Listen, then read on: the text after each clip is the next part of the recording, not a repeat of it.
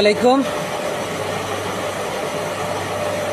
একটা কথা শেয়ার করার জন্য ভিডিওটা করতেছি। সোশ্যাল মিডিয়ায় অনেকে অনেক ধরনের ভিডিও বানায়।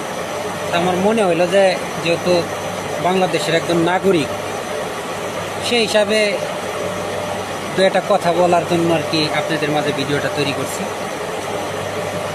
আমার বয়স 32 বছর রানিং। আমি বাংলাদেশের নাগরিক, ভোটার হয়েছি আরও 10 থেকে 12 বছর আগে।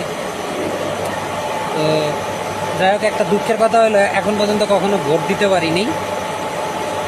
মানে ভোটার হয়েছে ঠিকই, কিন্তু ভোট দিতে পারিনি। তো সামনে নির্বাচন, যেহেতু এখন প্রবাসে আছি, ভোট দিতে পারবো না বা দিতে যাবো না।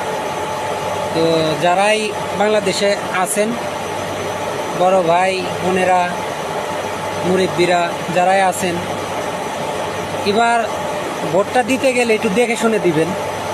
যে মানুষটা সৎ, দুর্নীতি করবে না, দেখা গেছে সমাজের উন্নয়ন করবে, দেশের উন্নয়ন করবে, আমার রিকোয়েস্ট থাকবে তাকে ভোটটা দিবেন।